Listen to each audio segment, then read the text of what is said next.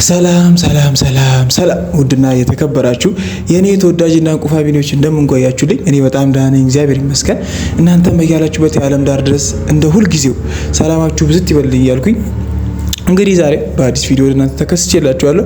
እንግዲህ ፋሚሊዎቼ ትናንትና በተናገርኳችሁ ወይም ደግሞ ትናንትና ቃል በገባሁላችሁ መሰረት እንግዲህ ከዚህ በኋላ በተከታታይ ቀናት ስለ ብሩክና ስለ ሀይሚ ሀሳብ አስተያየታችንን እየሰጠን እንደምንቀጥልና ልጆቹን ሰላም እንደምንመልስ ሁላችንም ቃል ገብተናል። እናንተም በኮመንት ቃል እንደምትገቡ እያሳያችሁ እንደዛውም ደግሞ ማድረግ የሚችለው ነገር ካለ እንዳግዛቸው እየነገራችሁኝ የነበራችሁ በጣም ብዙ ኮመንታተሮች አላችሁ። እናንተን ከልብ አድርጌ አመሰግናለሁ። በመጀመሪያ ደረጃ እኔ እዚህ ጋር ቁጭ ያልኩት ወይም ደግሞ ጊዜን መስዋዕት አድርጌ እንደ ስራም ነው ግን ግን ስለምወዳቸውና ስለማደንቃቸው ነው። አሁን በየቀኑ ቪዲዮ ለመስራት ተገድጄ ለነሱም ሀሳብ ስለማሰጥ የእናንተንም ኮመንት ለመቀበል እዚህ ጋር ቁጭ ያልኩትና በጣም ስለምንወዳቸው ስለምናከብራቸው ሰላማቸውን ፍቅራቸውንና ቃል የተገባቡበትን ፍቅር አጽንተው እስከ ልጅ ወልደው ተጋብተው ማየት የምንፈልጋቸው ልጆች ስለሆኑ በጣም ብርቱ ልጆች ስለሆኑ በዝምታ በጣም ብዙ የሄዱ ልጆች ስለሆኑ በጣም ብዙ ታጋሽና በጣም ብዙ የተማርንባቸው ልጆች ስለሆኑ ከነሱ እኛ የምንጠብቀው ወይም ደግሞ እነሱ እንዲሆኑ የምንፈልጋቸው ነገሮች አሉና ግዴታ ደግሞ ለነዛ ነገሮች መሳካት የኛ አስተዋጽኦ ያስፈልጋል ብዬ ትናንትና ነግሬያቸዋለሁ።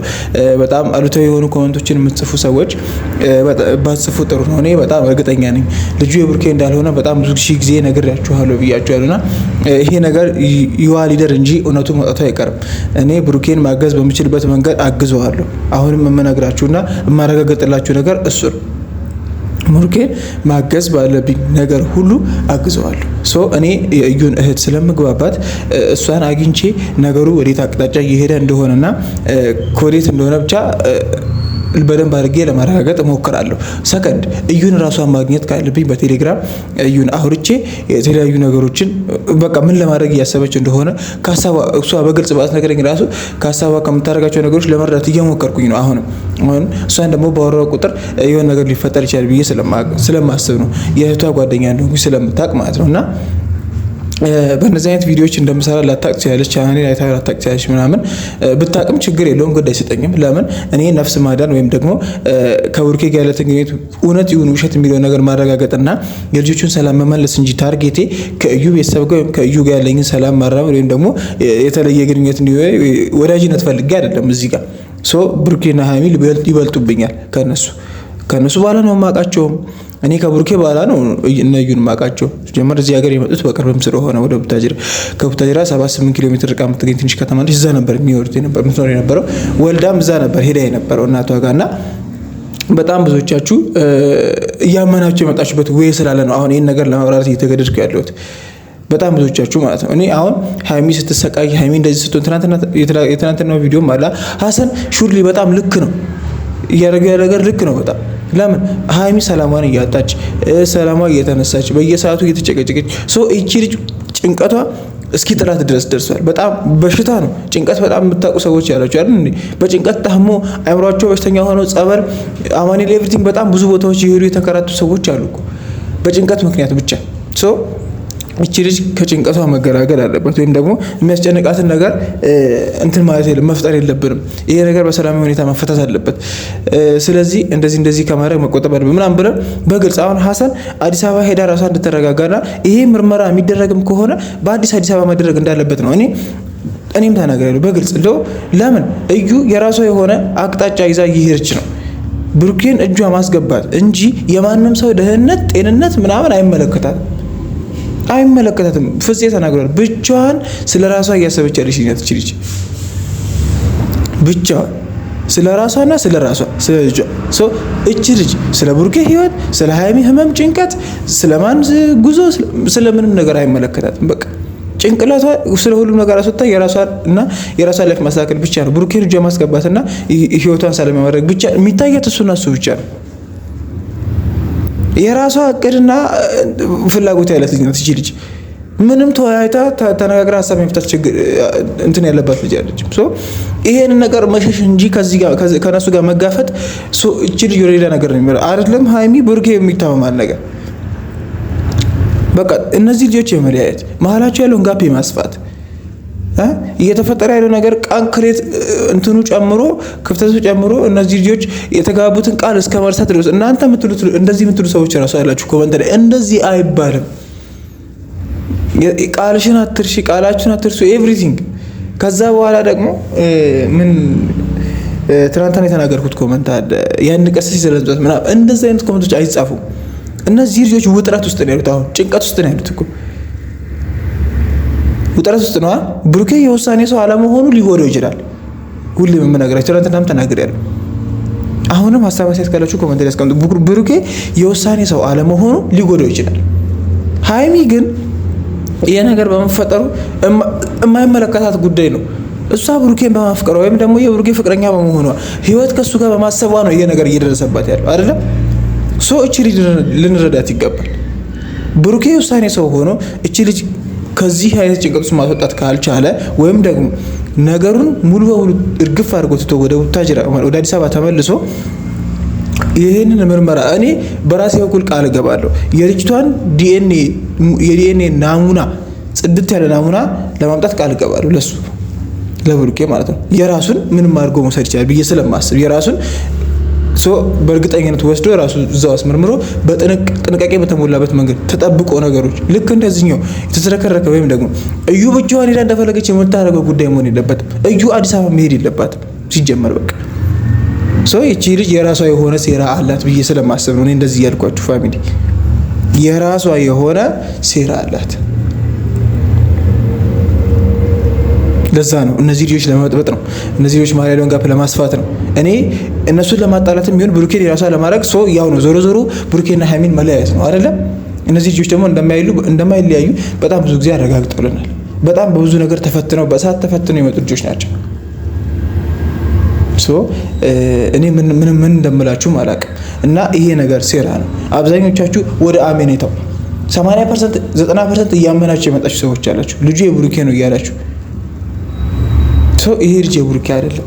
ሁላችሁም ደግማችሁ አስቡበት።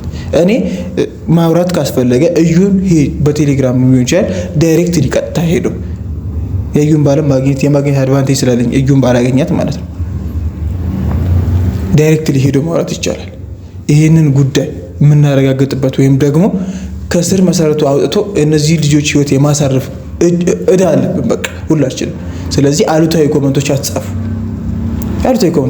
በቃ ፋሚሊ። ምክንያቱም እቺ ታርጌቷ ይታወቃል። እናንተ ካመናችኋት የባሰ ነገሩ ይወሳሰባል ማለት ነው። እቺ ልጅ እኮ እኛን በቃል ለማሳመን መጀመሪያ እኮ በጣም ብዙ ጥረት አድርጋለች እኮ።